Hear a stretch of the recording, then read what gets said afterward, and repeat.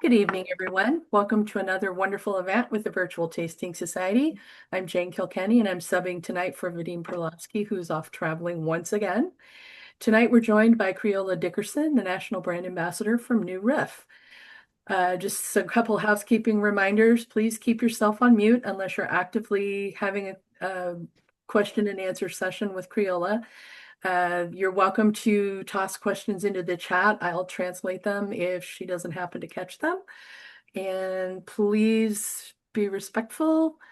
Let's stay on the brand that we're drinking this evening, please. And everyone have a fabulous, wonderful evening. And with that, Creola, welcome, and please take it away. Thank you very much. I'm excited to be here with you all. Um, Now that I've learned you're from everywhere, I was going to say I'm actually a California girl. Um, I went to high school up north, though, up north. So from Fairfield, I went to high school, Armio, and then went to UC Davis. But when I graduated, my father said he would not pay for me to live in California. And they moved out here. So um, I am in Cincinnati, which is right near the distillery in northern Kentucky. If anyone's flown in, the Cincinnati airport is actually in Kentucky. So, New Riff began in Newport, Kentucky. 2014, we started distilling and released our first barrels in 2018. As I have been out in the market, I have to kind of dispel. People think, oh, weren't you sourcing? Weren't you doing this? We have never released any New Riff that wasn't our own juice.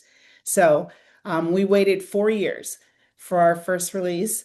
Um, we're at 11 years old now, and I've been with New Riff going on 10. So I've been there almost since the beginning, so I can tell you where the bodies are buried. I have a video of our first barrel getting dumped. I mean, it's really a place that I've watched grow from about 14 employees to now we have close to 80. So it's been quite a ride, quite a ride. If anyone's not familiar, we're family owned, independent. We're a distilling distillery, which is kind of different nowadays. If you're not familiar, there are really only maybe about three family owned, still independently run distilleries in Kentucky, and we are amongst those. So we're really proud of that. Everything that we release that's not barrel proof or barrel strength is bottled in bond and non-chill filtered, which is something that we take pride in with the quality.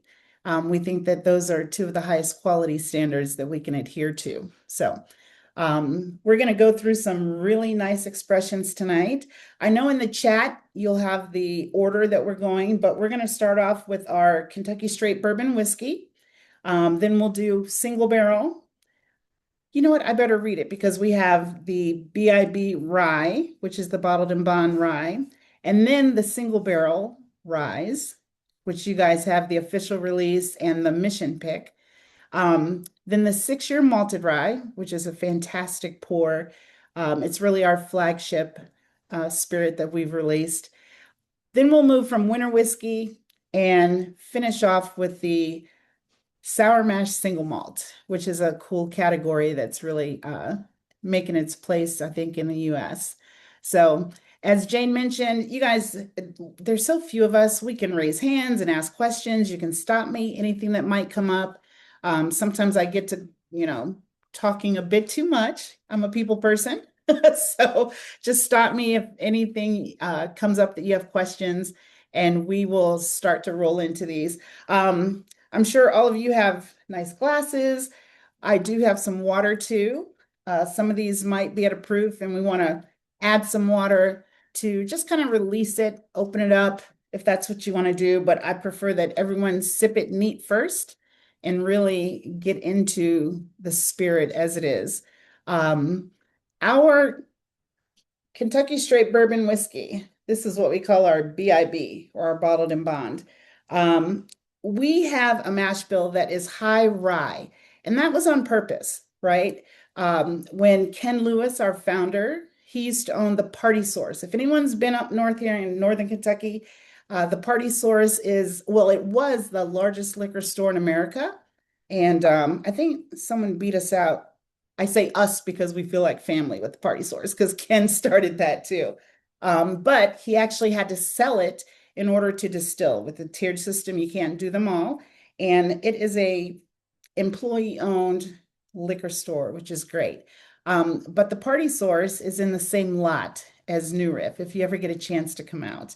And he and his specialty spirits buyer, who's our co-founder, really wanted to come out with a bourbon that wasn't your average, smooth, basic, weeded. We really were looking for something that would kick up in the spice. So we are high rye. We have 65% corn, 30% rye, and 5% malted barley. And it really hits you on the palate, even with the bourbon. We actually distill more rye than we do corn because we are so high rye. Some people look at us as a rye house. I do have a question from Derek. What is the significance of the name New Riff? It's really twofold. Ken is a music lover, so it's kind of like a music chord where you have something that's a classic, but then you put your own little spin on it. Secondly, we adhere to the Kentucky Sour Mash regimen. If anyone's not familiar, you keep the back set. It's a continuous distillation versus a sweet mash. And we adhere to that tradition, but we put our own riff on it, so to speak, because we're still independently owned. Our distillers, if you ask our master distiller, Brian Sprance, he says, I just want to make good whiskey and have fun. And so we don't have the pressures of, you know, shareholders and market pressures. And so that's why we do have a nice array of different spirits. So that new riff is part of, to meaning. You know what? I'll say this too. If you see, I think even in my screen, you'll see that wave with the line through it.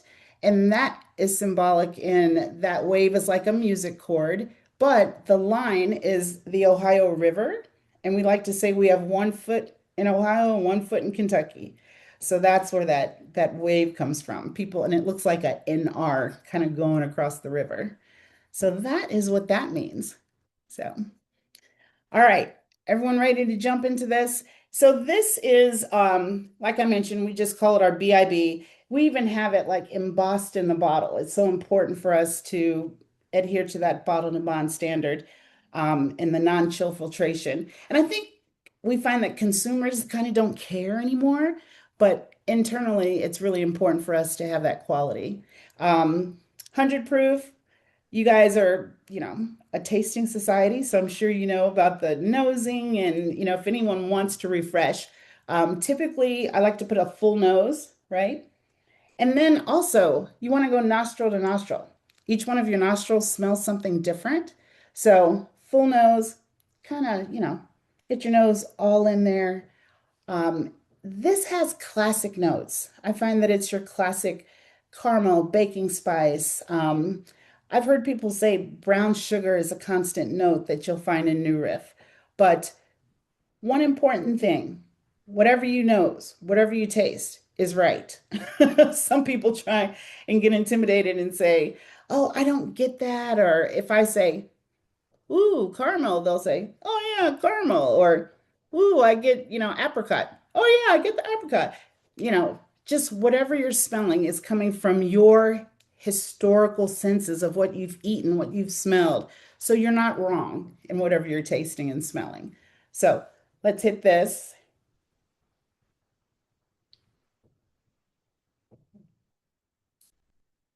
It's very nice.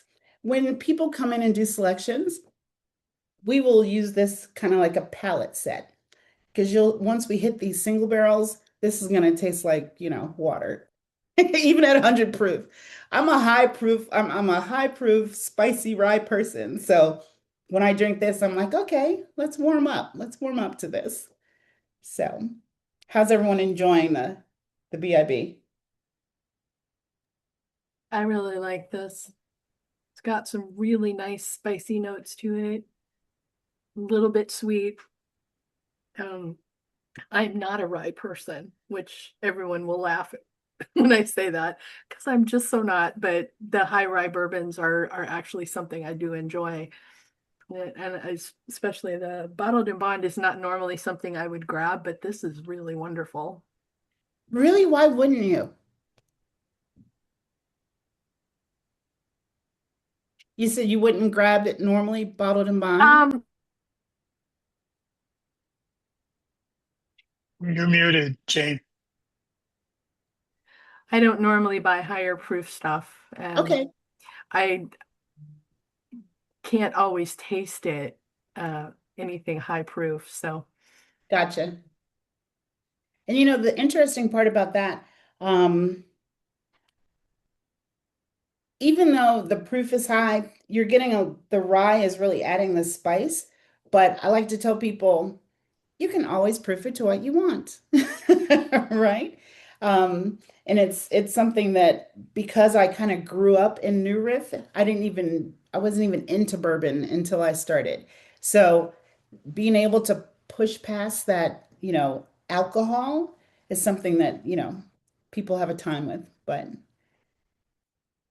one of the things too I didn't mention with our straight bourbon whiskey, it is something I think that people would like to have on their bars, right? It's not only good neat, but it's also great for a cocktail because that rye kicks the spice up so that you can still taste the whiskey through the, sugars and the bitters and everything that they add. For instance, like an old fashioned, it will kick that spice up so you can taste it. Um, but like I said, it's a nice palette set. We're going to jump into some that are definitely 116, 100. You know what I mean? The proof's going to jump up, which is why I want to make sure that everyone has their water, cleanses the palate so we can move through them. All right. Any questions on these? Oh, also, our bottled and bond straight whiskey is a blend, um, about 60 to 75 barrels. Okay. It would typically be called a small batch. And in the industry, some of those could be 200, 400, depending on what distillery it is. But technically, our small batch is very small. We started off with about 25 to 30 barrels that made up our flagship bourbon. But now the guys have moved up to about 65 to 70. So it's a nice, mix. We have a tasting panel that ensures that it tastes the same all the way around. And I think it's just really a nice pour, a nice introduction to the brand. Um, a little more background. I transitioned into the national brand ambassador just this year in July, actually. And before that, I spent about 6, 7 years as the head single barrel ambassador. So when I asked about did the people come in to pick, I have done the selections of single barrels for years. So typically, if someone has come in and picked a barrel or they came to New Riff and did that, they did that with me. And we have a small team that does those single barrel selections. And once we went in all 50 states this year, that's when I jumped into the role of national brand ambassador. So it's a pretty fresh role for me. So, little background. So, single barrels are my heart, and we're going to jump into the single barrel.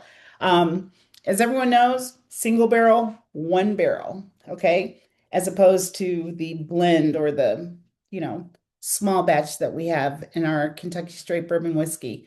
Um, I like to look at single barrels as the purest form of a spirit, right? We don't proof it, we don't add water. The only thing we do is take the wood out, right? They will have, filters that are metal, roll the barrel and just let it go. And it goes directly into a drum and it's bottled. The single barrel is really where we built our, reputation. You can see here, this is a single barrel bourbon that we're going to taste. And each one, I mentioned, we have a rickhouse.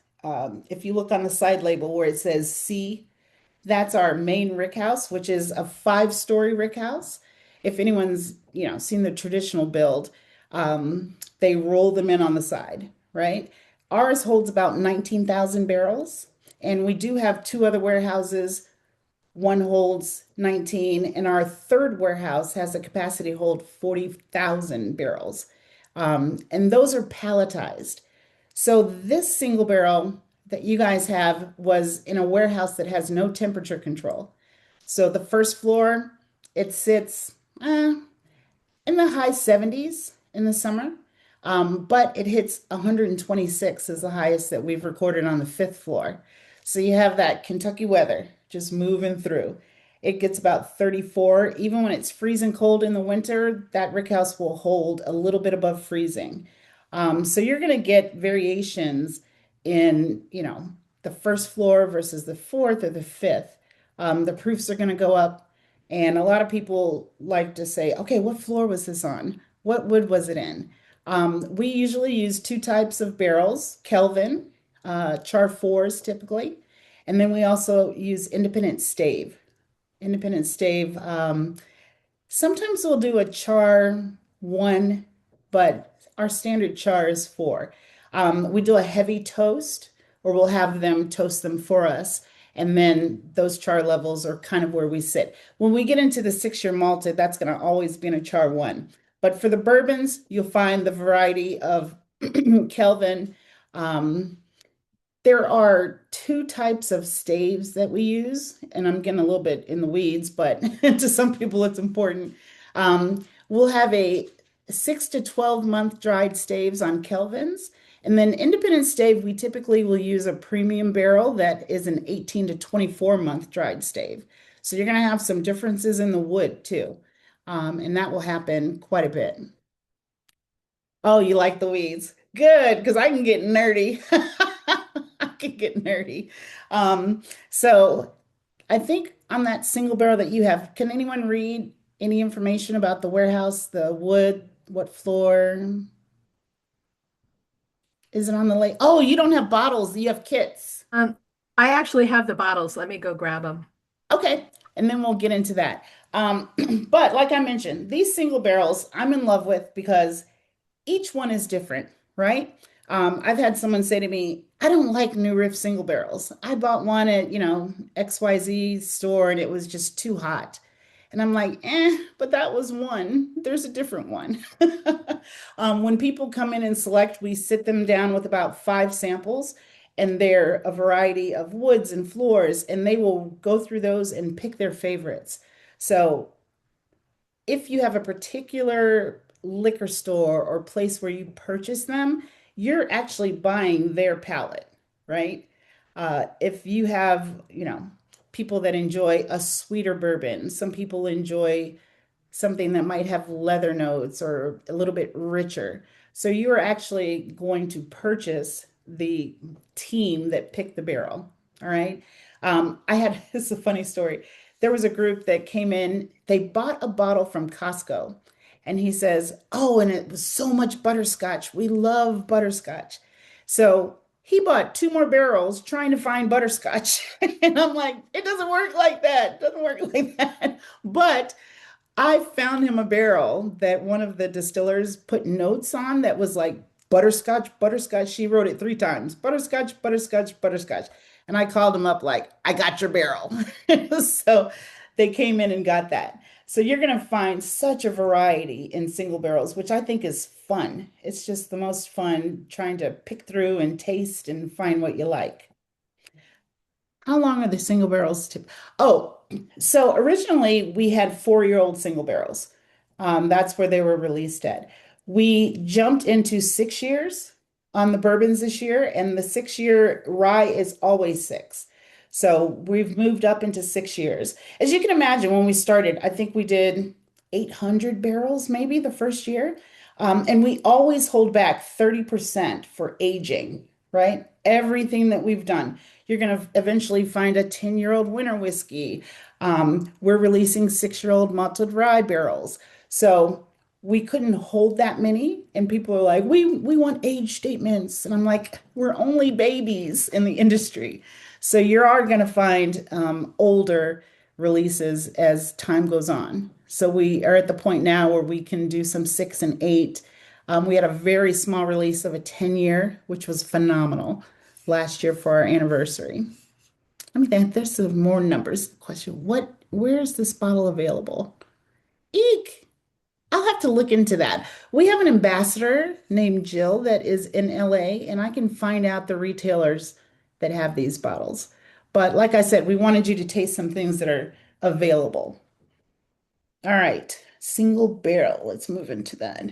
Now, the one I have, you may notice, I don't know if you can see this or not. I should have brought a paper, but one of the things I like to look at is color. So in this, let's see, you see the BIB? It's a nice, copper caramely color. But when I jump into this single barrel, see how dark? Where is it? There we go. So you're going to get a richer color in the single barrels.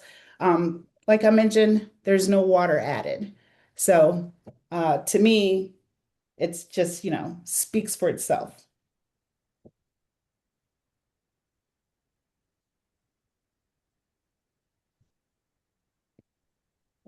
I'd love for you guys to share what you guys have on your single barrel because mine is a bit different, but you're still going to get the classic New Riff baking spice. Um, Up front, we do have some citrus that I find in the single barrels.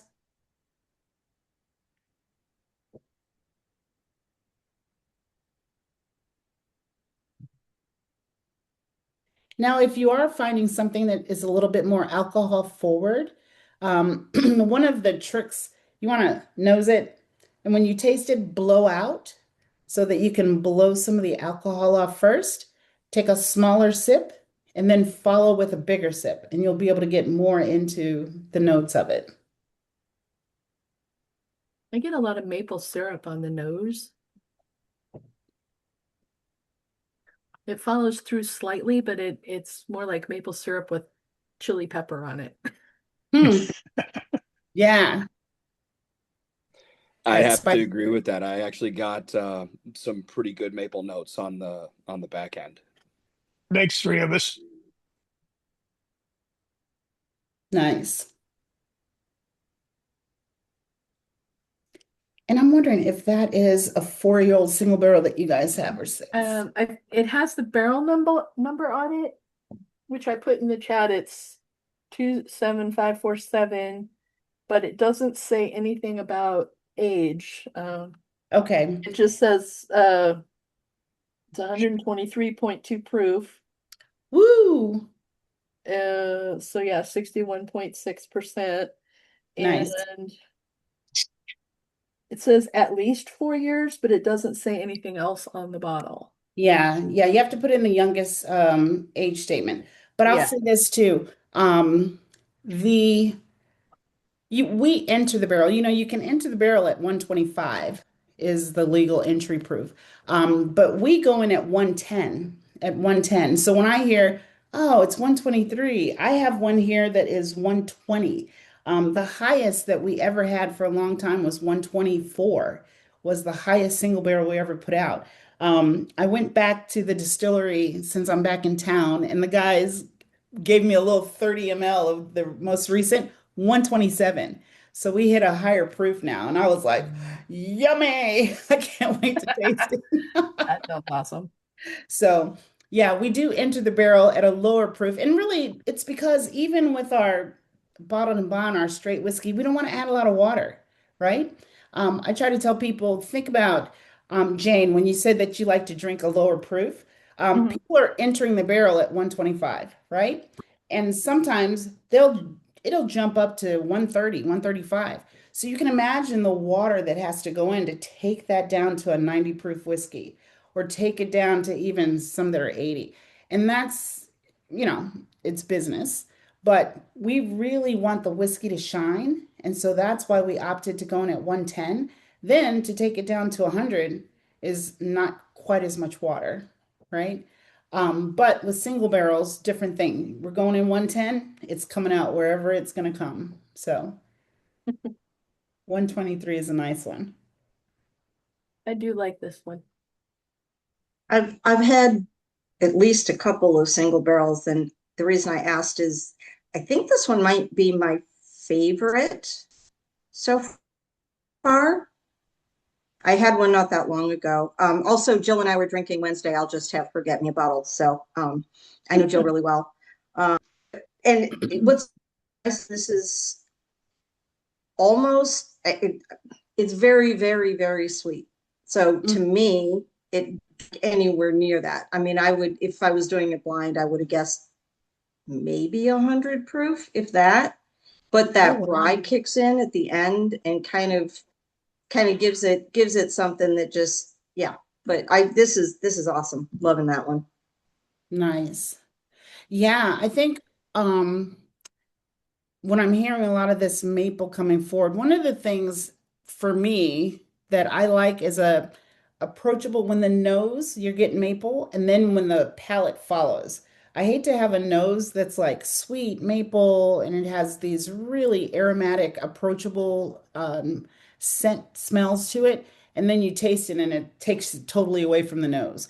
So what I'm hearing is that, the continuous flavor in the palate matches the nose, which is very it's just a complete pour. So when I'm picking or looking at single barrels, I really like have that, something that follows through with what you're smelling, right? Yeah, um perfect that's sense. cool. Yeah, yeah. Not to Man. get off a little bit, but you were talking about how the proofs they go up.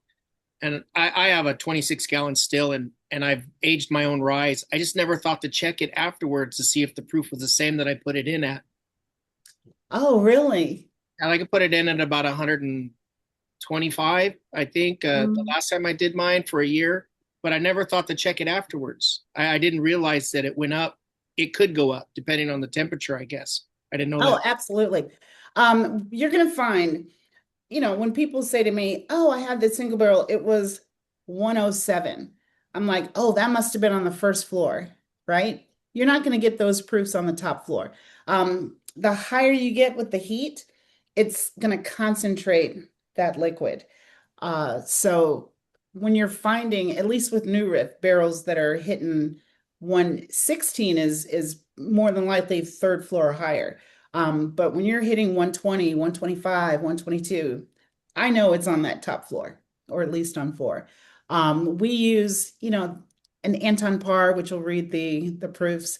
I've heard just recently people shake it. Like if you shake, where can I see? So this single barrel is 112, right? So if you shake a single barrel and see how it foams up like beer, the proof is higher. When you shake it and there's not much, so if we have a BIB, this is 100. So you shake it the same and you see the bubbles. So that's a way how you can tell where the proof is. It's really neat. I was like, it works. I've never seen that. I learn something new every day. That is so Um, cool. I didn't know that either.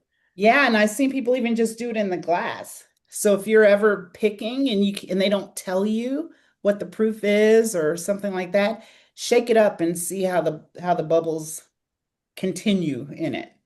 But I saw a question. Let me see. Uh, what is the entry proof for the single barrels? If the entry is 110, then how do they end up at 115? Yeah, so we always enter at 110, and it's really the aging process. If it's aging longer, that makes the proofs go up, and how hot it gets. It's the So angels. yeah, yeah. Um, there was a time when we first started producing, we had to keep some barrels at a different distillery because we didn't have our rick house completed. And it took maybe until about 2020 or 2021, we started to bring back those barrels and put them in the single barrel program. And when we hit them, the proofs went to like 106, 108, 109, and we were freaking out like, why are these proofs so much lower? Right? Because usually they go up. But we found where they aged them was cooler, right? So if you're aging in a cooler environment, that's going to keep the proofs pretty steady or lower. When you start to kick up the heat, that's when you get that concentrated, spirit. You're not getting, if you saw the inside of a stave, there is a line that will show you how deep that whiskey got into the wood. It's really cool to see. There's sometimes when it goes all the way out, that's when you leak, right? It's a natural occurrence. But you get that constant push and pull, like your tires, right? I went out this weekend, my tire was like 28. I'm like, oh no. When it gets colder, it just shrinks, right? When it's hot, it expands. So you're constantly getting that movement over the course of the aging, which is going to increase the proofs and it's going to really get into the wood. That's going to bring you a lot of different flavors and aging. So, yeah, that's why it went up to 115. And like I said, we just hit one at 127 that went in at 110. So it's neat, neat process. All right. We are moving into the BIB rye.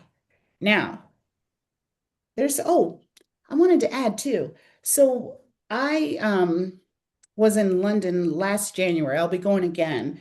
Um, we have the Whiskey Exchange, which is based overseas, and we won this Kentucky Straight Whiskey Best Bourbon in the World with the Whiskey Exchange. Our bottled in Bond Rye, just recently Forbes ranked our 8 year as one of the best in 2025. So they really know what to do with rye. I mean, we do some really cool stuff. Is there anyone that's had Balboa? Have you heard of our Balboa rye? Oh my gosh. You're gonna have Jill share some. That actually just won number 4 on the Whiskey Advocate as one of the top in the country. So it's a heirloom grain that we do, and it's a special release too. But the Balboa is another example of just what these guys are doing with the rye. But this 95.5. It's a 100% rye when we're hitting this Kentucky straight rye. Um, I like this one because sometimes I'll just, take an orange peel, kind of like get some of the oils out, wipe it around the rim of the glass and toss it in, and it is fantastic. It's like drinking a cocktail. Um, when we started, this is something interesting too. We No one ever distilled whiskey before. Our master distiller, our assistant distiller, they never did a drop of whiskey. Brian's background was with Sam Adams, so he was a brewer. If anyone's familiar with MGP, Midwest Grain Producers, okay, so MGP had the godfather of distilling, and he retired. His name is Larry Ebersol. He retired the same time Ken was starting the distillery. So he was our consultant. We were his first job. And he told Ken, do not hire a distiller from down in Kentucky, right? All you're going to have is Heaven Hill up north or Maker's Mark up north. So he told him to find somebody who understood fermentation. So Brian was a master fermenter, and Larry created that 95.5 rye that's really prominent in MGP products, and that 6 year malted rye. I'll get into that too.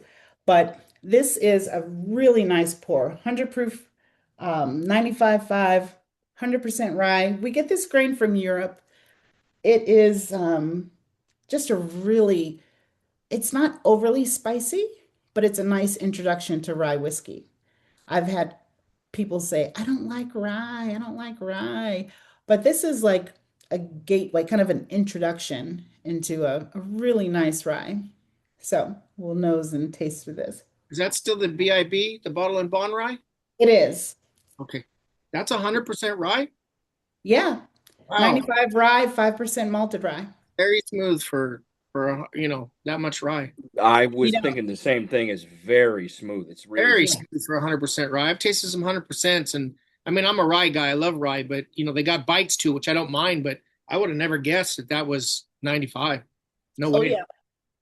What's surprising to me is how sweet it is for a Yeah, rye. and I agree with Robert. It is very smooth, and you're right. It's really very sweet. Yeah, it's a nice pour. I have moved from my old fashions being made with bourbon to rye. I mean, it's always a rye old fashioned for me. That's what I do too. Gotta have a rye with old fashioned. Yeah. For Christmas, I'm doing a peach ginger smoked old fashions. So I'm going to treat everybody. I'll be there right on time. You're welcome to come. Let's see, I saw a question in here. Barrel number you're taking on. Oh, okay. So if it only has a barrel number. So this is an interesting question. So when people come in and select single barrels, I'm going to show you this. This is actually, I busted out. I picked a single barrel rye for our gift shop. So this is my first bottle that I ever like picked for the gift shop. But you'll see on the side, there's a label, and then you'll find the tasting notes, the proof, and the barrel number. Now, if you dump a barrel, there are some that go into what we call gin skew, which is what you get in the store. And that does not have labels, right? Only the privately selected barrels have a label with the barrel numbers and with the proofs and all of the information. Let me see. Yeah, so that has that label. So that was Yeah, that's the hand mission way. selected, hand selected. But if you get a single barrel that, you know, Rayleigh's or whatever store has just purchased, you'll see it doesn't have the label. And that's what we call gin skew. All right. And that's why that one does not have all of that information. But Good. typically it does have the proof on the bottom. Oh, it has the barrel number too on this strip at the bottom. Yeah, It just doesn't have the side labels. yeah. Yeah, and that's why. That's what I was alluding to in the chat, that I've got a barrel number and that's it. Yeah, because it was purchased like they'll say, send me a case of single barrels, and that's what they send. So it wasn't hand selected by a team or a group. I've also seen some, they tell you how high in the rack, if it's north, south, east, or west, how close to the wall. You know what I mean? There's some people are like very into like where the barrel was in your distill. You know what I mean? Where it was aging.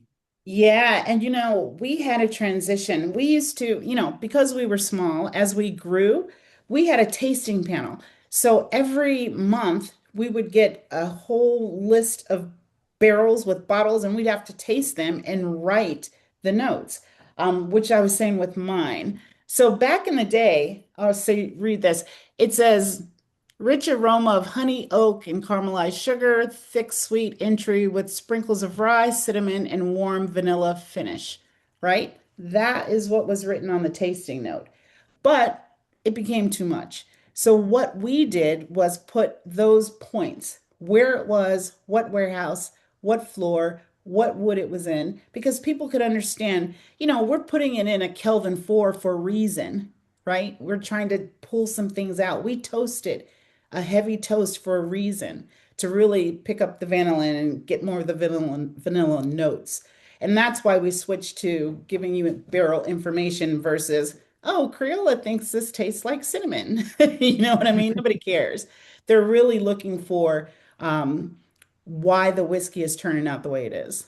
So that's what you'll see on the side labels now. Yeah. Yeah, Creola, my bottle that I brought out here a little bit ago. It's floor 4, row 10, tier 1, Kelvin 4, char, warehouse C. Yeah. Oh, So you're going to find C is our main traditional rickhouse. We just started pulling some barrels from what you'll see, if you see that will say D, and those are in a palletized warehouse. So the difference being it's, big open warehouse, and they will put 4 barrels on a pallet and just forklift those 6 pallets high, which, I mean, a lot of people do palletization. And we're just now getting into D, but C's, that was a traditional rick house where you get, well, we're even getting the same temperature fluctuation. We don't control the temperature either, and we don't rotate. Some people think that a lot of people are rotating barrels. It's not the case. Makers, their rotation, they want makers. It tastes like makers. It tastes like makers, and they're phenomenal at their rotation. But most distillers are not moving barrels around. Once they go in, that's where they're going to sit for the aging process. Yeah. All right. Again, we're going to move to that single barrel. Um, like I mentioned, I think the single barrel rye, it's fantastic. Just one. One barrel, still 95.5 on the mash bill. Um, they're just beautiful. They're just beautiful. Sipping those, I don't find them to be a lot of mint either. Sometimes I get a lot of mint in rye. I don't see a lot of that with our ryes, but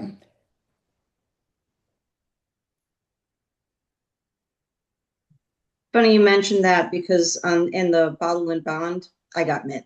did Not you? bad, but I knew it was there, but I wasn't going to say it because no one was saying it. But that was definitely a note that I got. That's It was funny. Yeah. very subtle, but it was there. Yeah. I actually got a little bit of dill off the bottle and bond. So, Yes. Dill is something that they say too. mhm. Yeah. It was interesting when you said peppers because I'll get some people will say green pepper or chili pepper or different varieties of pepper too. Yeah. But like I said, what you get is what you get. You know what I mean? I I remember one time someone said, "Oh, I'm getting rhubarb."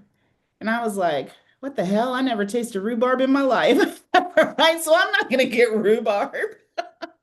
So it comes from all of your, and I think the reason bourbon is so popular, I think, is for like foodies too, right? Your palate's just expanded. When we were kids, we ate ketchup, right? Now I go in like, can I get some, aioli for my fries?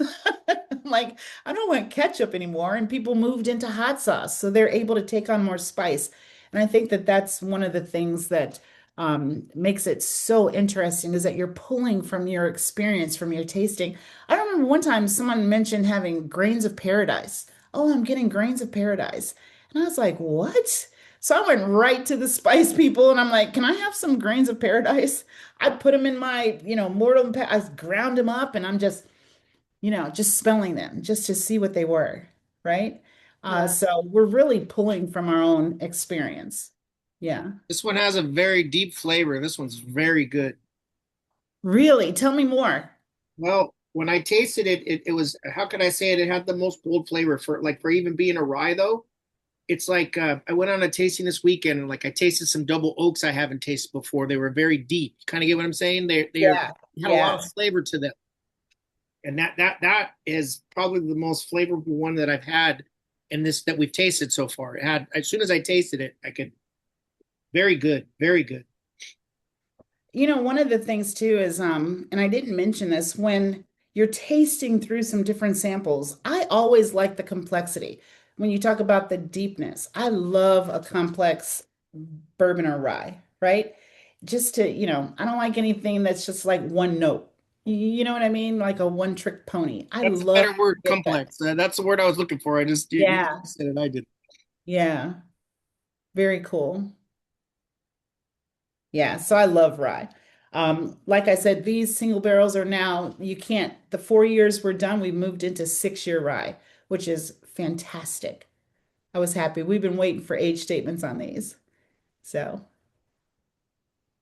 now you guys have a private selection of a rye, right? That we'll move into next. Yeah, we have a mission barrel pick. All right. I don't have that. So I would love for you guys to jump into this while I sip mine. So the mission barrel, it is the one that we're drinking right now for the official release is barrel number 15389. I put that in the chat. The mission barrel is number 14882. And because it's a pick, it has that cool little side ribbon. Mm-hmm. Distilled November of 2018, bottled in August of 23. It says aroma is mineral and grassy. The palate is root beer and cherry. Huh. So Oh, this is interesting. So that is a 4-year-old because we didn't do 6 until this year. Those notes were hand done by the tasting panel. mhm. Now we've moved into what floor is it on, what barrel it is. So that is one of the persons on the tasting panel that wrote those notes. And I'm curious to see if people agree with them. It's I'm very still working. mellow. I mean, especially just tasting the last one, even for being like, I think it's 110 proof, this one. It's pretty mellow for it. I was like, I don't know. I just came off the other one, had so much flavor. It very mellow. Yeah, It's actually interesting. 112.7. 112.7? Yeah, Okay. that's the mission pick. Um, the official barrel is 111.9. Okay, 111.9. Interesting. Now, I think I skipped Ryan. If the single barrel we have only has a barrel number, is there a way to decode that to see the data you were talking about? And I'm going to have to say no. But if you send it to me, I can find it out. I have a little decoder, thing. But no, once it's a general skew, it just goes out into the world. So you can't find all the details. Oh, I like your nails. Thank you. They're Christmas. Oh, where was the butterscotch? I'm sorry I missed that question. Ted? I think it was on the single barrel rye. Okay. Yeah. On A that lot more first sweet one. than this mission. I agree. It's smooth. It's subtler, less flavor than the single barrel rye. I'm getting a lot of cherry on it. Cherry. Okay, this one's it's a weird tasting note. People who drink scotch might understand this. Is anyone else getting soap? And I don't mean it in a bad way. It's a scotch kind of note. Is anybody else feeling that? I don't get it so much as soap as the texture. Like it's got that creamy sort of, one of the notes it said was root beer. And it's Mhm. like that when you get a really good freshly poured A&W with the big foamy head on it, that's what I get out of it. And I always equate that to the soap note in Scotch. And That I think that creamy note.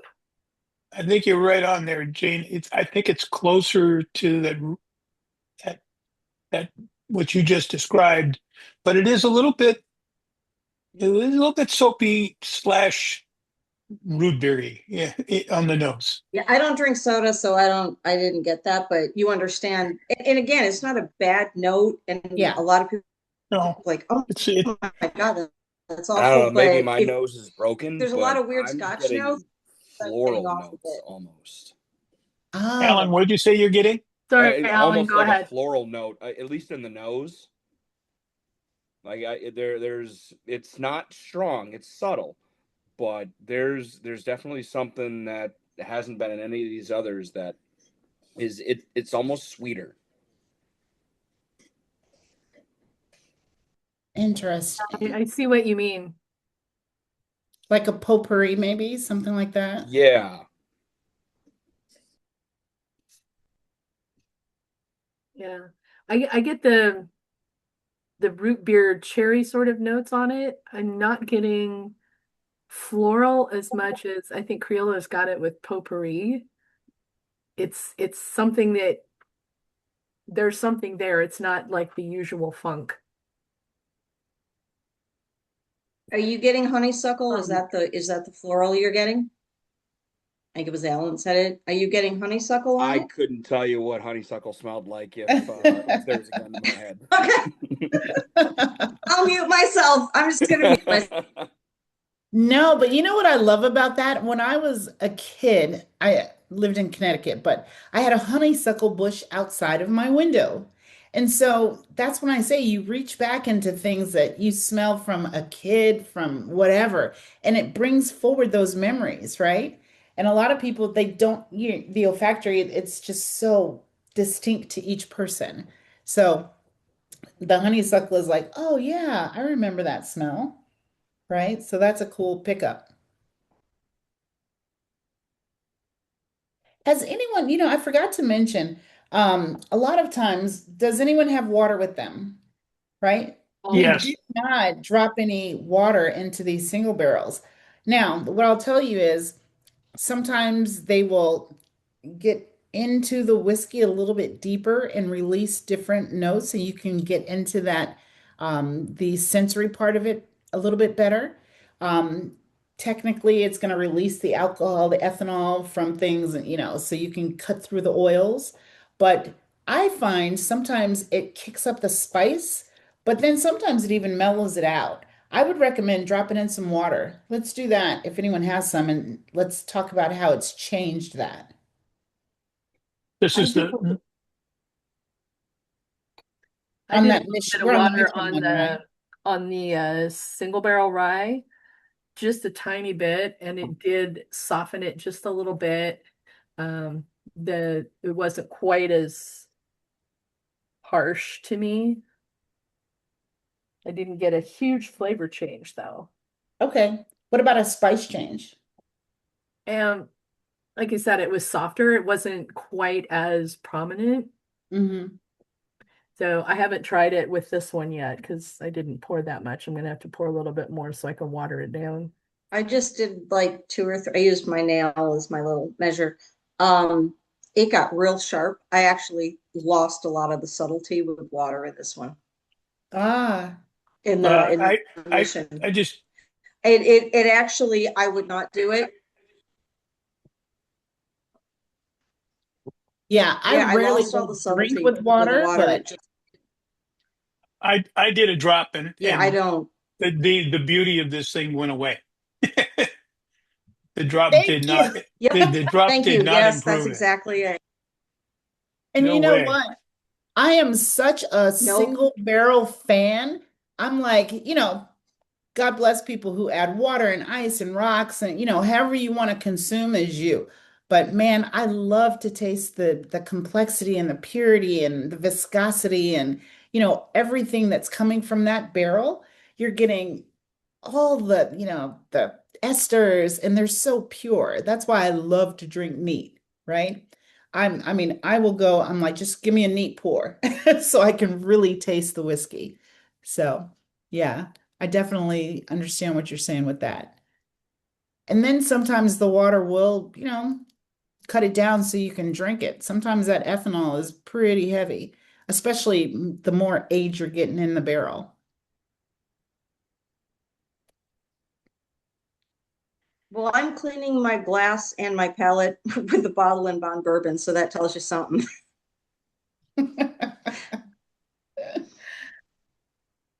Man, I'm so happy to be It drinking it. is a good palate cleanser.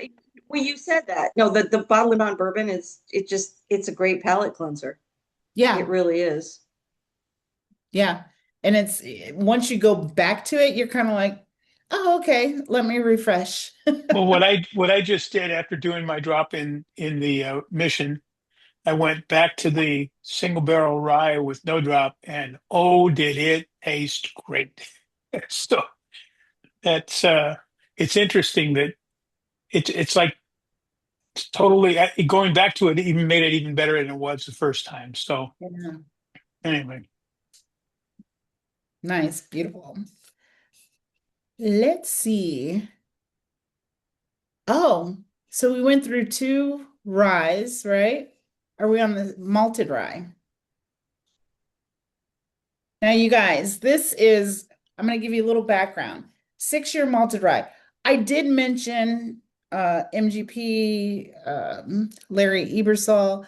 So when Ken first, contracted him as a consultant, he asked him, was there anything that you made at MGP that you were so proud of? And he said, I did a malted rye. And it is, well, any rye, first of all, is very difficult to distill, right? If you're not familiar, it gets gummy and sticky, and it's not the easiest grain to work with. So the malted rye falls in that category. And it's an expensive grain and spirit to produce. So they never, released his malted rye. So Ken, we really created this particular spirit as kind of like an ode to him. This is what I mentioned before, our premier spirit. we get this grain specifically from Germany. They still do a lot of rye beer.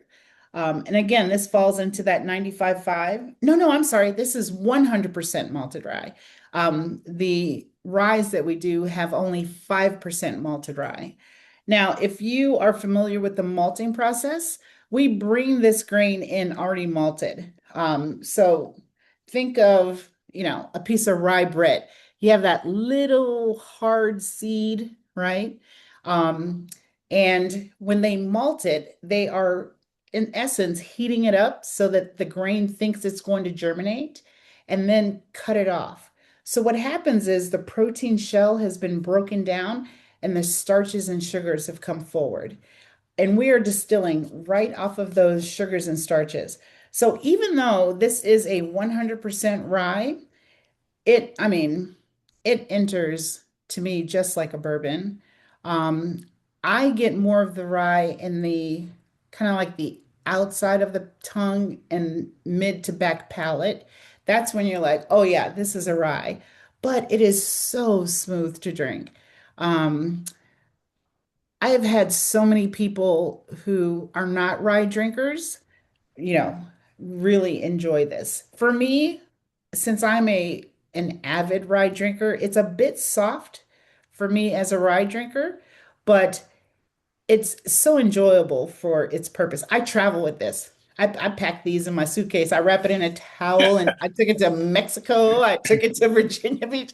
I mean, this is just a relaxing, really nice sipper. And it's very, Very, very smooth, very yeah, smooth. yeah. And I'm amazed at how different it is from the other ryes.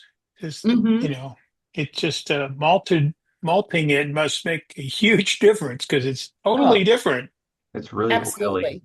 in comparison to You say it's what? really oily, the mouthfeel. Oh, it's oily. Okay. I'm gonna have Yeah. to. You hit it on the head, exactly what I was thinking. I mean, I would have never guessed that was 100% rye. It is very, very smooth, very Yeah. mellow. I mean, very good, but I mean, there's no way I would have said that there was that much rye in there. Oh That's yeah. It- You guys are killing it on the ryes. I'm telling you, this is yeah, no kidding. I agree with you, Robert. This is amazing. Yeah, and I think, Wow. the I world is think the starting to nose, see. Yeah. Yeah, you only guess it's a rye after about a few the seconds. nose Up screams rye. on the front, it's so Oh, the smooth, nose. but then you get that rye complexity on the backside. It's nice. Now, for some reason But that tonight, nose is rye. I mean, that's the best nose. Absolutely. It's smooth and it's light, but that's rye. I've yeah. also had this bottle, so Now we just announced we're releasing single barrels of 6-year malted rye, which we've never done. I think we only have about 50 of them. And man, I'm telling you, I want them to hold me one for retirement. It's so good. Um, I just think this malted rye is, actually our owner is Oh, not a nice. rye, he doesn't have any experience in distilling. Um, but this is his favorite that we make is a 6-year malted rye. It's just a really nice pour. It's just very smooth. It's so different from any of the other ryes. Wow. Yeah. yeah. It's about the third or fourth sip in. I got the mint and then I got like cocoa powder. Mm. So those were kind of my last two notes is I got the mint and then it kind of went into like this in like not the super sweet, but like the cocoa powder. I kind of got that on the back end. So this is just like I said, I've had it before and I absolutely love it. But you just said there's a single barrel 6-year. Yes. I was This I, this I'm so telling there's a single. I'm texting Jill after this because I want that. well, no, That's this is you amazing. have to pick it. Oh It's yeah. an Oh no. single barrel. Yeah, yeah. So you and Yeah, a no, few she friends. and I are talking. Yeah, she and I are talking about doing that. So Cool. Oh, that would be wonderful. You got to let me know. We'll talk later. We'll talk later. Yeah, yeah. Um, this is like I said, I actually tasted a 10-year single barrel. The guys pulled me some and I'm like, oh, I'm in love with this malted rye. I'm just in love with it. And, at the time there were only three distilleries that were doing a malted rye. Some people would say, oh, so and so has a chocolate malted, not the same. I think Old Potrero up in the Bay Area was doing one at the time. And this is just something that Brian really did because of Larry and his experience in that. But it's nice, really nice. And I think that's available there, the bottled and bond. It's just so green to me today. I'm getting a lot of like fresh green notes, vegetal something. Yeah, I agree on the nose just a bit. Yeah. Yeah. Almost like a fresh picked sage. Ooh. Yeah, like those the sage Yeah, leaf. it's some kind of herby note that it's like a fresh picked sage, something that has a little bit of oil. When you pick it, you notice the smell right away. Hmm. It's not Yeah. as strong as rosemary, but it's definitely something. I think I want to stay here for a while and just sip this. Just, over I how don't have it very often. for 100% rye, that's unbelievable. That's amazing. That's Yeah. very smooth for that. And like I said, I'm biased because New Riff is where I've been, but I mean, what they do with rye, it's just amazing to me. It's amazing. And you Yeah, can, I love a lot of rides, but I've never had one that was so smooth. I mean, all the way through, even, your higher proof ones are very Mhm. subtle. Soft, I guess, would be a good expression of what they kind of come through as. I think Yeah. the difference, though, some people, I mean, they don't understand when it says it's a rye. This is 100% rye. That's a big difference than, a 62%, 65% rye. It's considered a rye, but that's 100%. I've never tasted 100% rye that's smooth. Never, ever. Yeah. It's a winner. I'm telling you. It's a winner.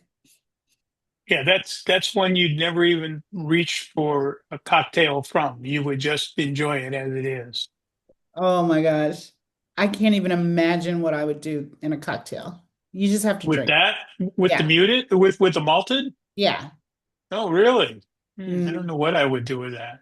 No, I can't. I just neat. It's just I don't Neat even yeah. is want the way to to add ice go. to it. I don't even want to put it on the rocks. I'll drink that one's neat. Exactly, That Robert. is that. Right. That's maybe not even on the rocks. I mean, just maybe take it and pour it in a glass and put it in the fridge for a little bit, cool it down a little bit, and then drink it. Um, I kind of want to put cardamom bitters in it just to see what happens. really? Huh? Yeah, cardamom is like my new favorite thing Huh. I might try that. because it's got that I chocolate disagree. cocoa like Sandra was saying. I just think the cardamom might be interesting.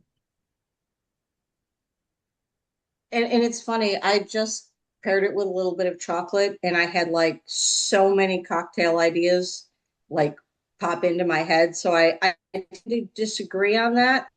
I think this would make some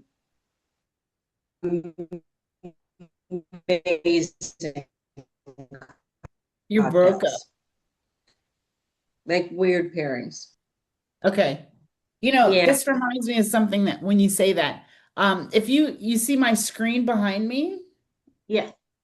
so this is our aquifer bar, and I'm going to move all the way out so you Uh, can see. So we went through mhm. renovations, and our bar team, they're the ones who are so creative. They've done cocktails with this malted rye.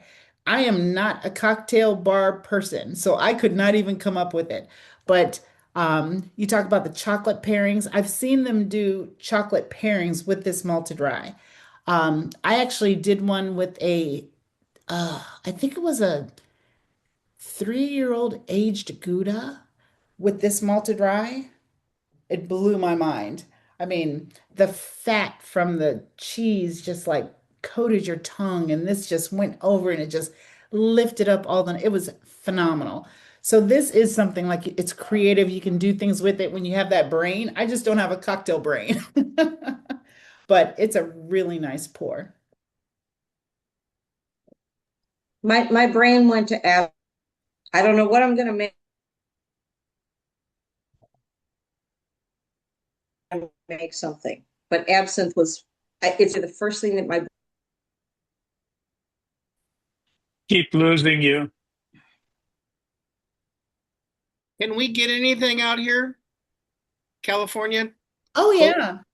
Um, I'm positive you can definitely do the bottled and bonds, the bourbon, Kentucky straight whiskey, and the Malted, that rye. Yeah. malted. Mission Liquor Mission. has a lot of their stuff. They have the 6 year? They have the 6 year, so does Total Wine. Rich Warehouse, Oh yeah, total wine, but for sure. but definitely Mission has a lot of their selections. Where's Mission Yeah. Liquor? There's a if one you're in in South Orange County, one in Van Nuys, one There's in one in Burbank, one in Monrovia. Burbank, and one. There's another one in Pasadena. Okay, Pasadena. Tarzana. Okay, Pasadena's close to me. Okay, I'm gonna Yeah, go. one in Pasadena. Great, okay, great well, if selection. you're not afraid of Orange County, I know And everyone Glendale. north. If you're not afraid of South Orange County, Great American Craft Spirits has it. Nice. Yeah. So you guys can definitely get it. And it is in our core products. I mean, this is something that's in the market all the time. It's not a special release that we've done. Sorry if you hear my dog. He's he's rolling around here. All right, he's fine. Never apologize for a dog. I know he's such a good boy. All right. So now we're getting into the specialties. And originally we had the single malt first. But I'm gonna finish off with that because it's just a different distillation. Winter whiskey. Winter whiskey is what we're gonna do now.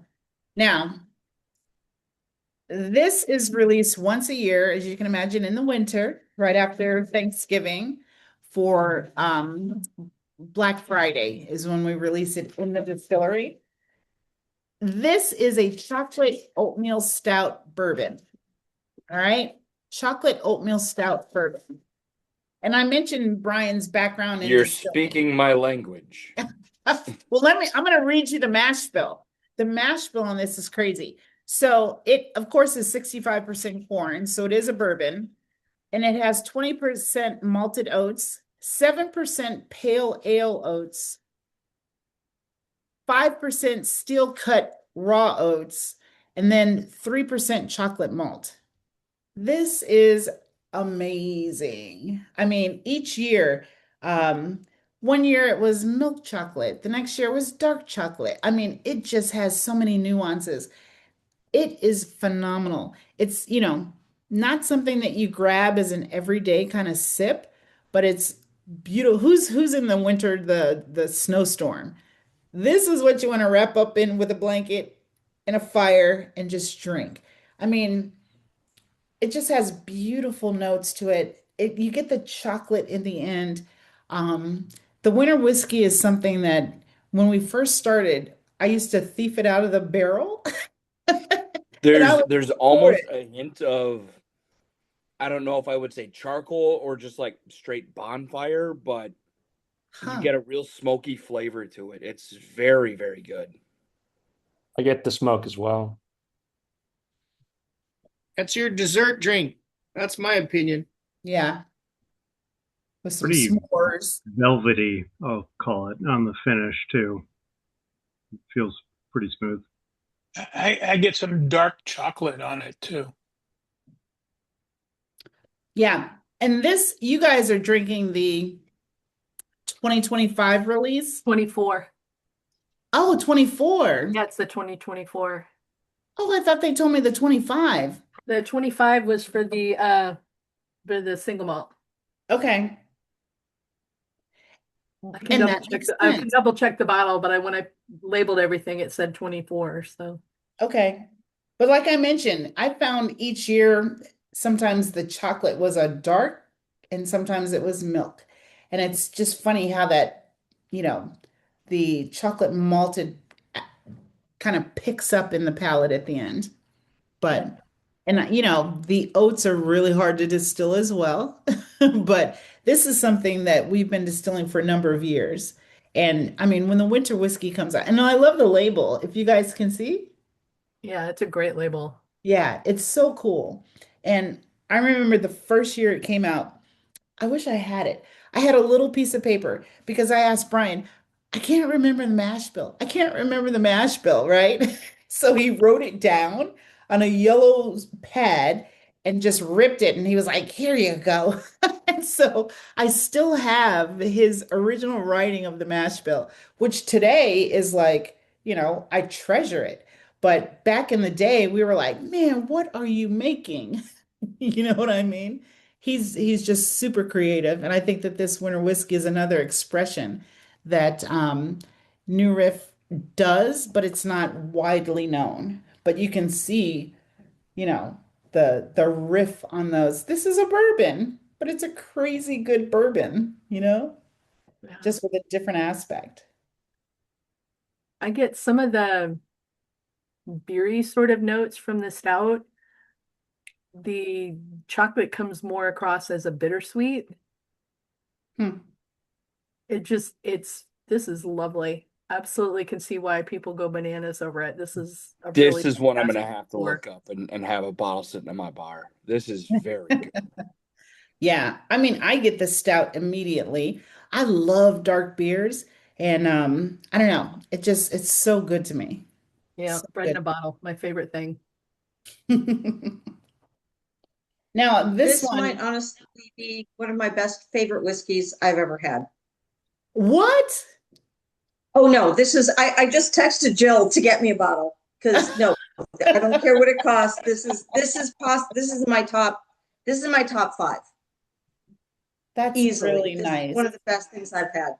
Wow. Wow. And my husband is not getting his sample of this because I'm going to drink it. Oh, He's that's not. cruel. I'm No, gonna no, tell no, he's him. not here. No, Hey, no, no, I he's was not nice here. enough to let my wife try some. You can let your husband try some. He's got his own kit. Let him Oh, have he has it, his you own kit. meanie. No, no, no. He's not. No, no, he's not getting this. He's drinking at one of my favorite restaurants, and so no, this is mine. He doesn't get it. I'm drinking it. Payback. There's a Payback. Damn typo. There right. was only 7 samples. Don't you dare tell him that one broke. I'll be so angry.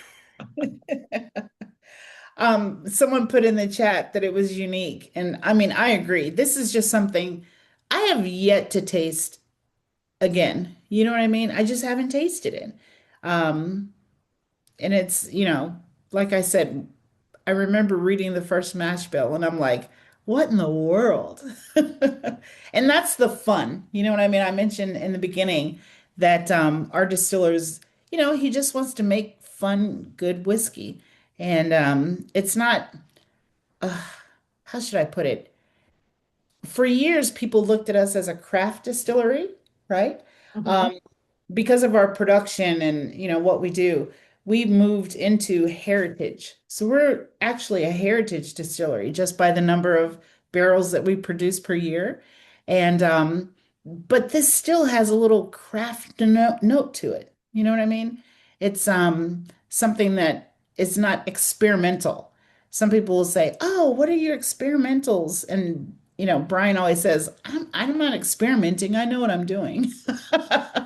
But this is one of those that really shows the creativity and the art that I they've would done. consider you guys a craft because you guys you're killing it on stuff that I've never tasted anything, on the levels of your rise and stuff. You guys are definitely doing stuff that nobody else is. So Yeah, keep it yeah. up. It's good.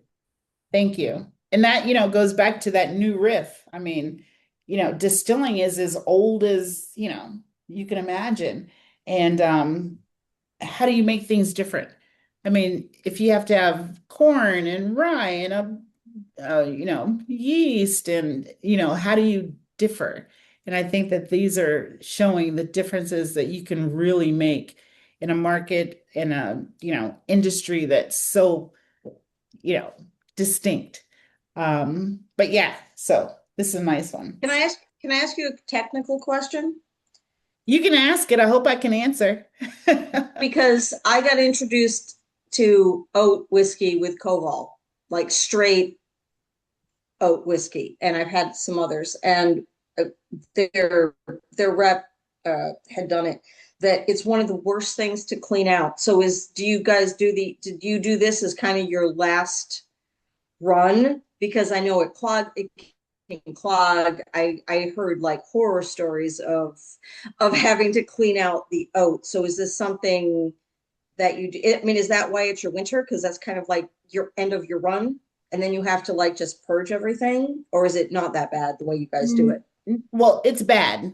I'm not going to say that they don't distill it necessarily in the winter, but I mean, there was a case that at one point, because like I said, no one had the experience, and we do open fermentation. If you came to visit, we have 9 fermentation tanks, one big beer well, and it was foaming over the top onto the floor, right?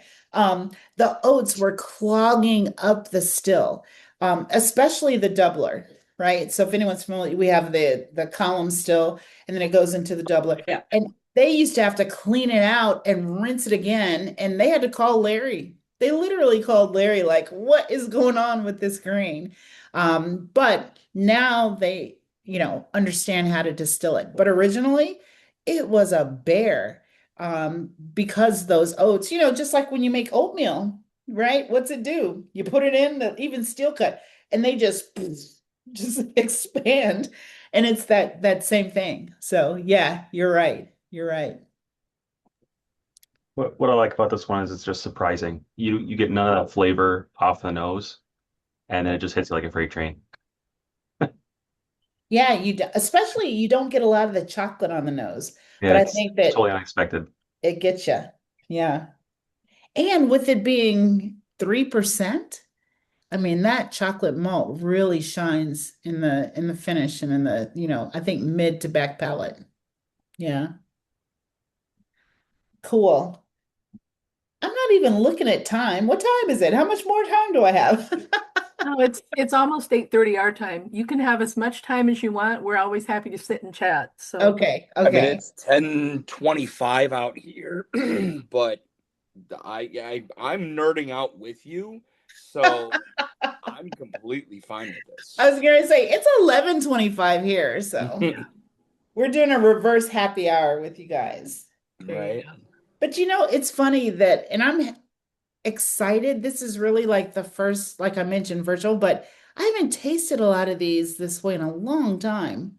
Just revisiting them is just like bringing me back to my roots, so to speak. like old home week. You have a tough job. That's all I got to say. Hey, somebody's got to do it. I was thinking the same thing. You're getting paid to drink whiskey, man. Yeah, That's rough. exactly. Yeah. I take it for granted. All right. So, you guys, I'm going to recommend let's cleanse the palates. Everything that we've tasted before this is, a bourbon, rye, malted rye.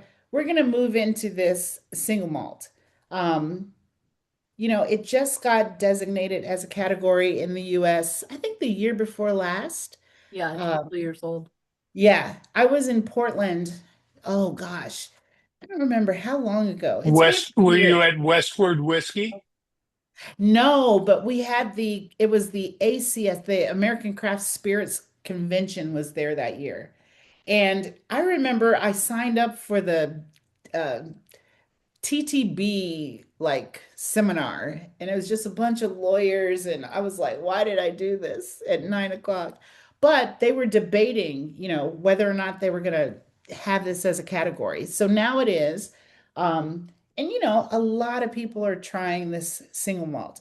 Ours is, I mean, I'm going to have to say, it is one of the best on the market. It's one of the best. I do enjoy Scotch. I don't know if anyone else does.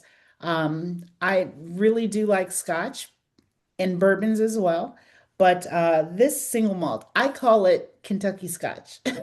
I know I'm not supposed to, but this to me is Kentucky Scotch.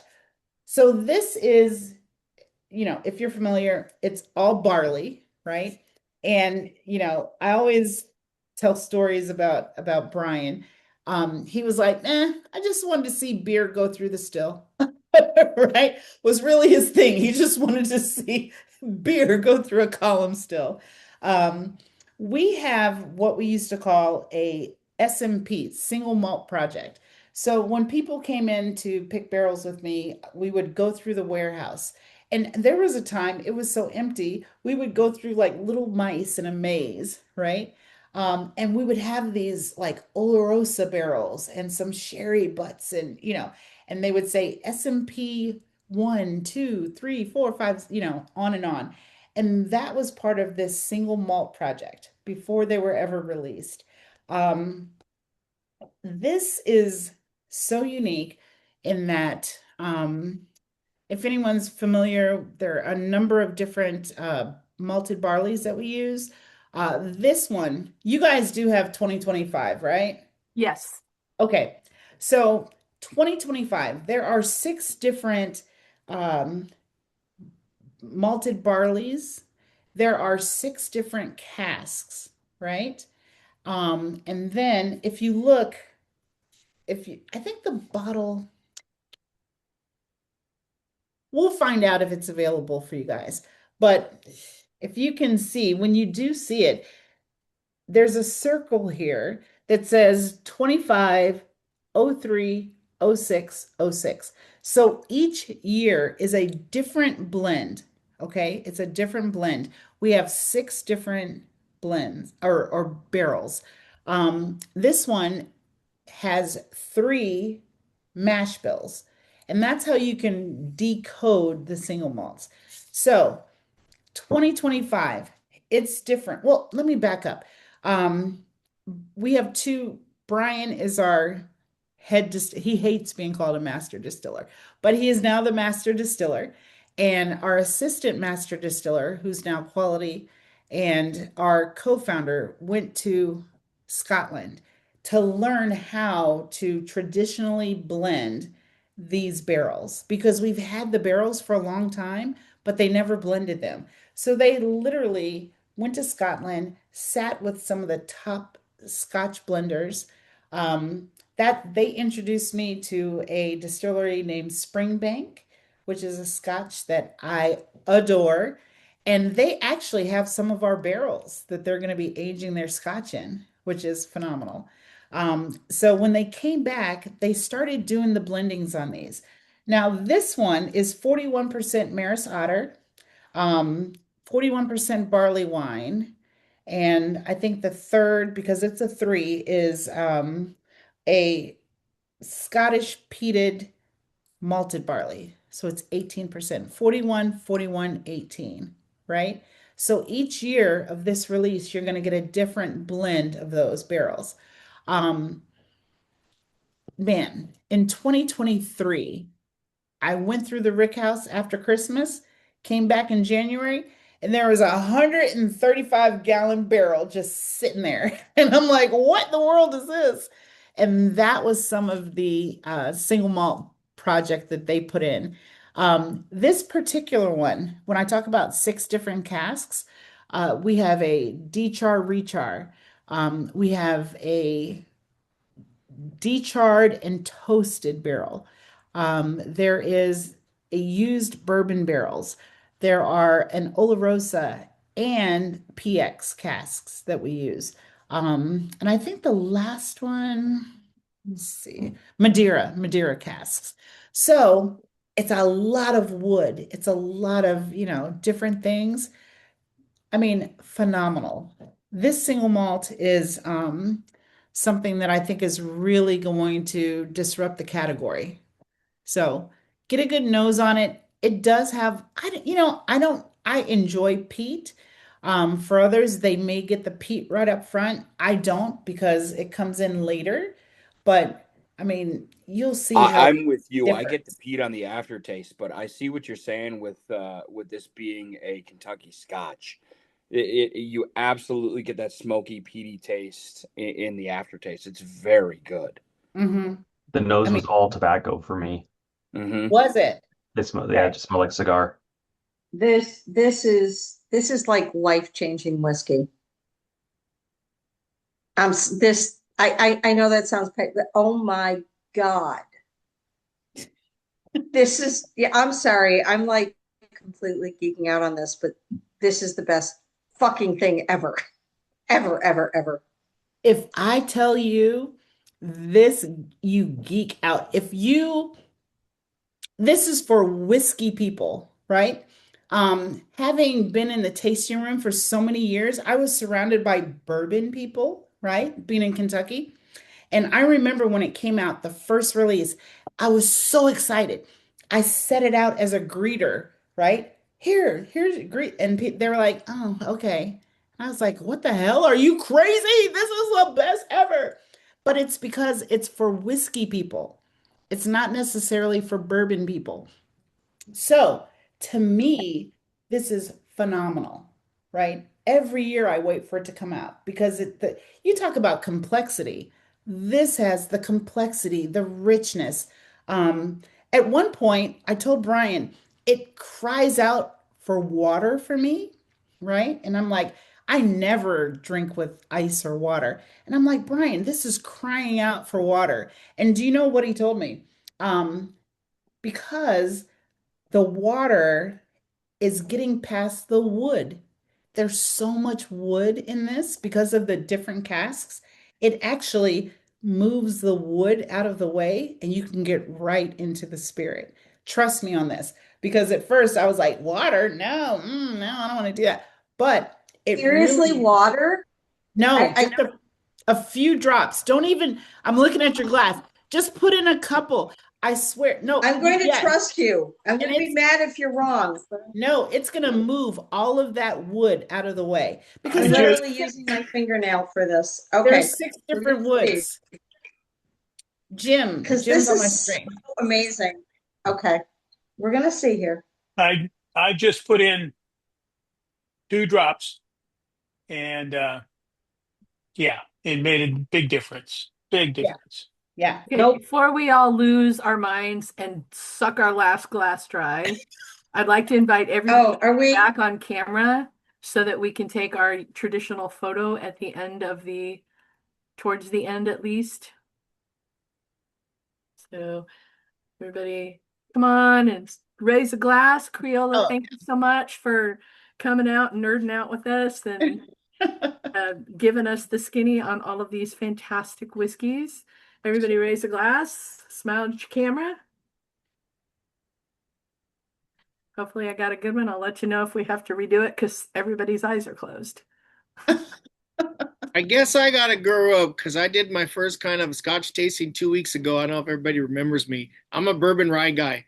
Oh yeah, we remember you. I just still can't. I'm like, oh my God, you guys, I just sit here and I'm not being negative, but you guys are like, oh my God, this is the best thing ever. And I'm like, and it was like 2 weeks ago, the peat came up and you guys were like, this is the best I've ever tasted. And I'm just like, oh my God, I guess I got to grow up or something. I don't know. Yeah, I'm stick with still, us. it was, We'll fix it. it was just like, oh my God, like the other ones, I loved them. You know what I mean? The peat, oh, I don't know. I get I it. totally get that. I'm telling you because I'm surrounded by bourbon people and I understand exactly what you're saying. It's not for a bourbon person, right? So, yeah. I want to know the number 4, the single barrel rye. I mean, can I get that anywhere?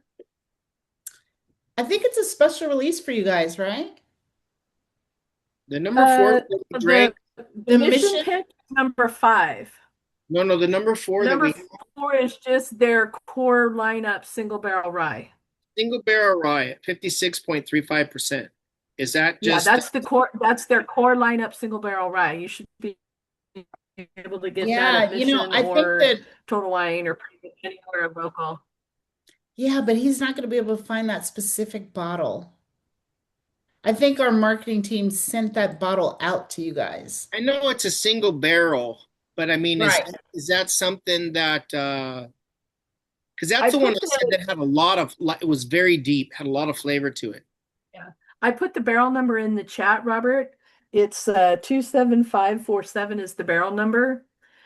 If you find somebody that has a single barrel on their store, ask them the barrel number or ask them if they Here. have that number. That's wasted tonight. Great, thank you. Yeah, and Robert, I will look into it as well. I'll look into it as well. Yeah, I really enjoyed that one. I gotta say that and then the winter and there was another one. I just put my bottles away, but it was the number 4, which is single pick, and then there was there was another rye that I think we all said was very mellow, and I think it had cherry flavors to it. That one was very good for being 100% That was the rye. mission. Oh, that's our Great mission. Rye Six whiskey. year? Correct, The 6 correct. year The malt. 6 Yeah, year? I I think think it was the mission. That was very good. Very good. Yeah. I have to put that as my number 2. Yeah, and then the Yes. winter was Your single barrel rye was your number 1, right, Robert? my favorite was number 4.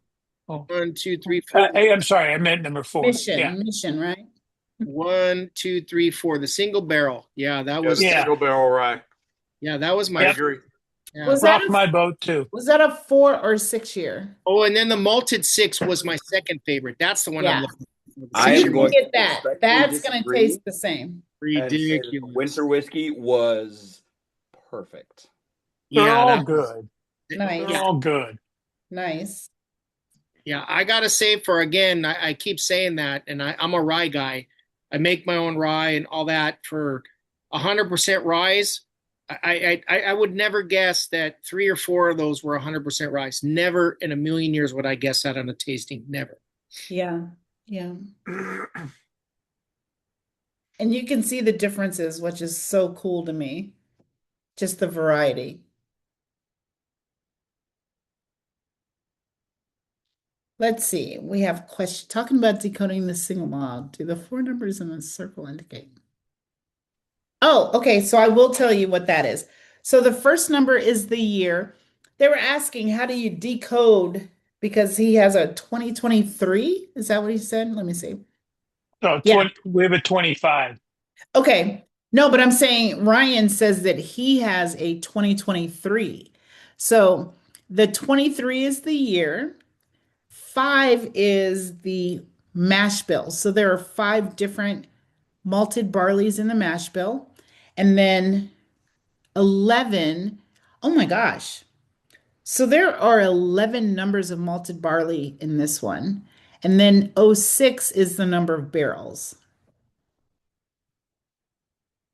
And that's how you decode. Ted, gotta run, getting late, looking forward to the next one. You're welcome. All right. So I saw the host switched. Who's the host now? Oh, did Jane go away? Yeah. Oh, I got it. I've had new breath several times, and I said Jill and I are like actual friends. So Yeah.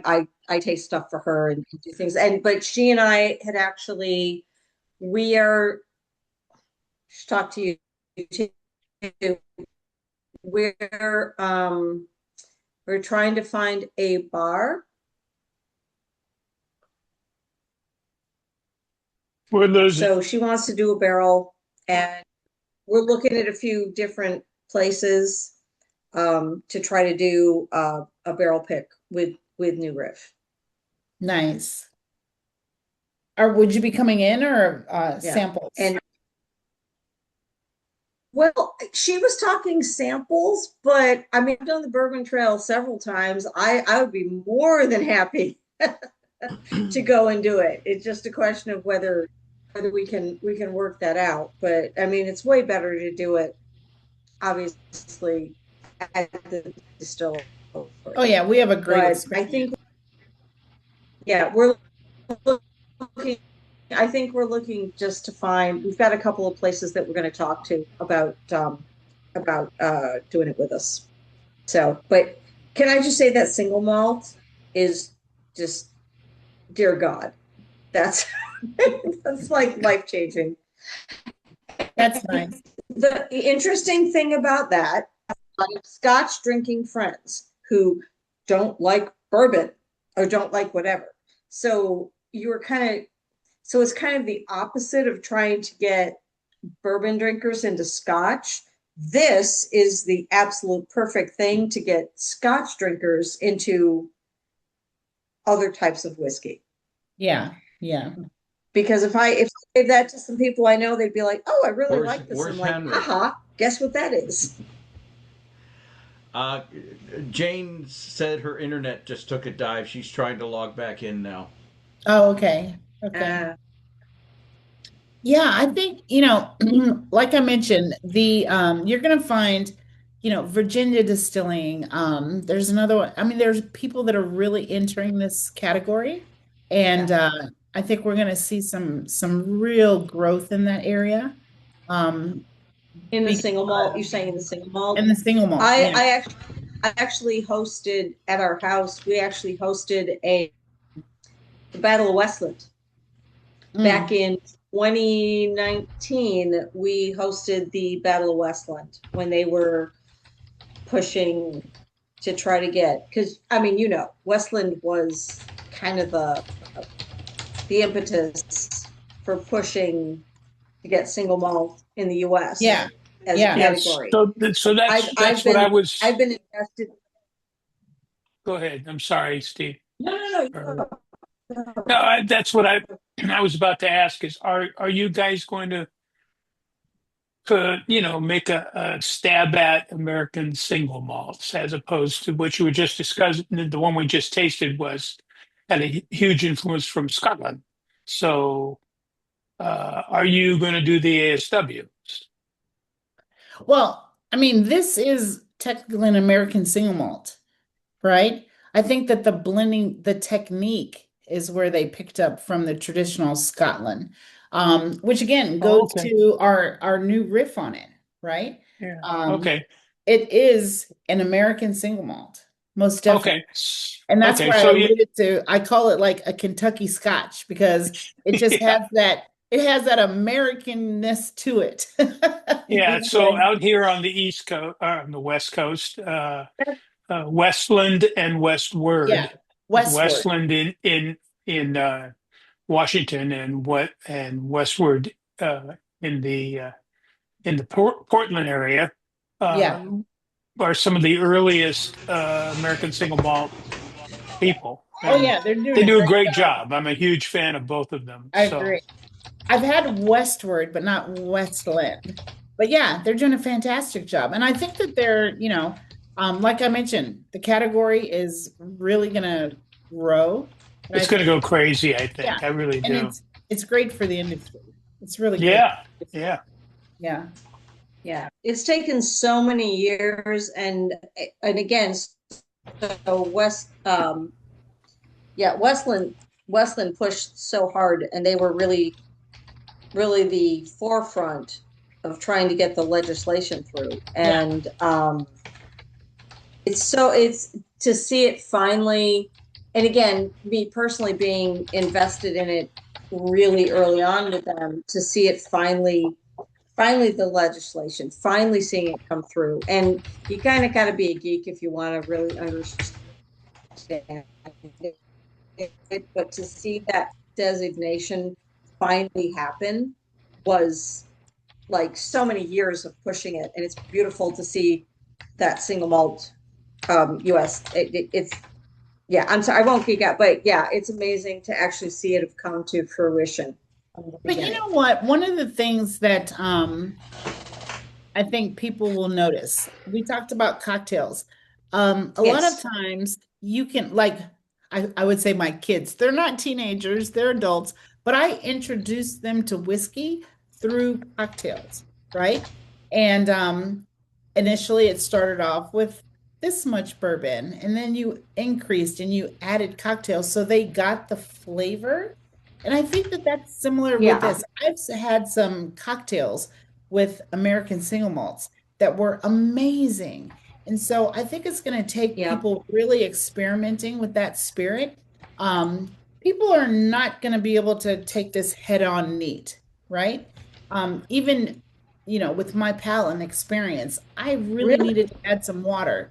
But I think that when you say that, to bring bourbon people in, I think to them, they're kind of like, eh. But as they get it on their palate, I think that's the way we really push that category forward. Yeah, my palate's so shot. I mean, to me, 57. I mean, I I have a rum that's like 74.5 for mainland, and I'm like, oh, this is nice. So, I mean, anything literally under 120 to me, like drinking water. Yeah. Which is why I literally was cleaning my glass with a bottle in Bond Bourbon. But you're a Because when I rare went back breed. You're a rare breed. Yeah, I'm a little hardcore. I'm a little hardcore on that. Yeah. So but you mentioned some. So are you doing sherry influenced? I'm curious. I know no one else cares.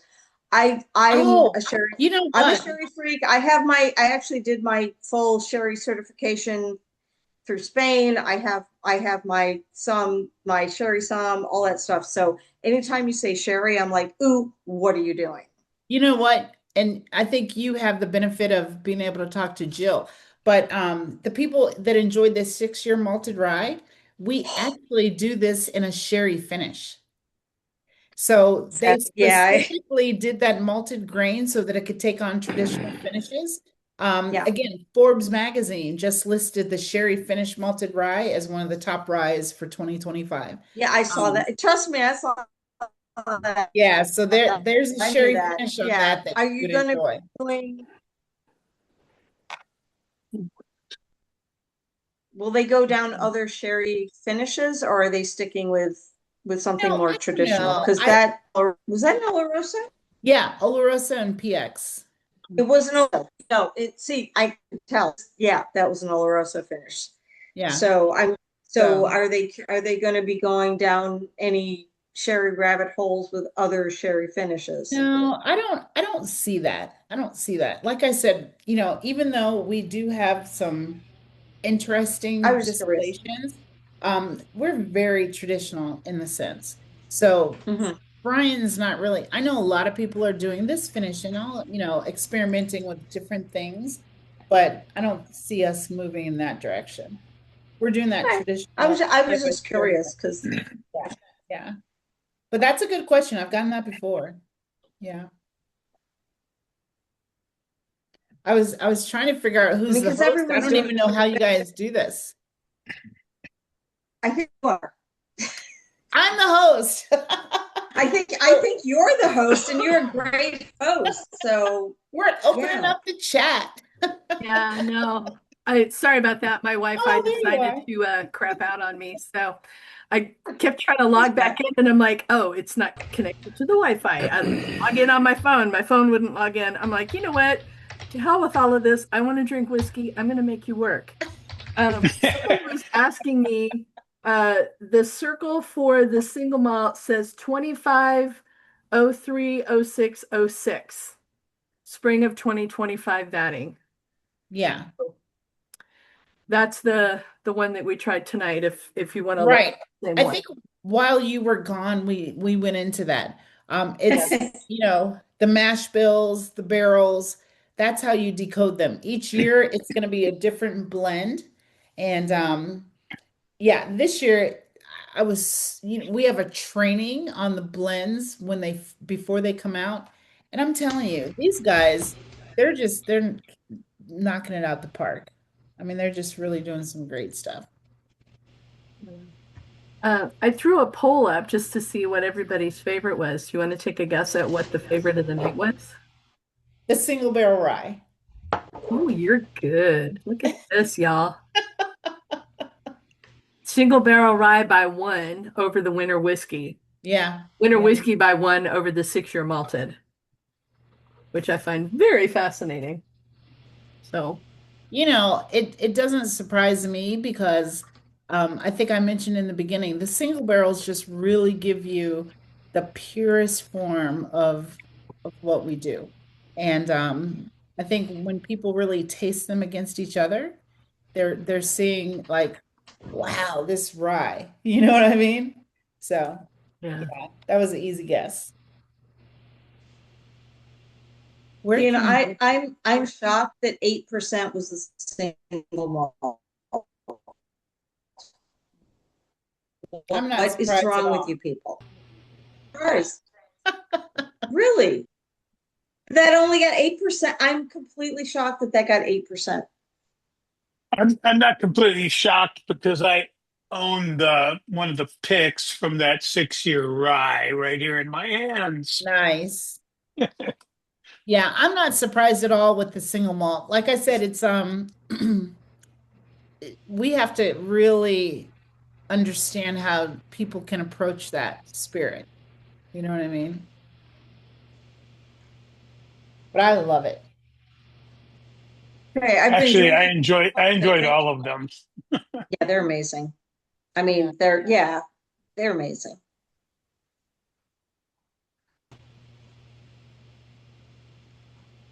Well, we went through everything, Jane. Yeah, we did. This was awesome. Thank you so much for staying up so late with us, Creola. We certainly appreciate it. You were fantastic, dropped all the knowledge for us. We would love to have you come back and chat with us again. So, Yeah, you guys anytime. have anything fun and exciting on the horizon that we should look forward to? Oh, I don't know. When this time of year, I kind of shut down. Like, don't talk to That's me until fair. January. That is totally fair.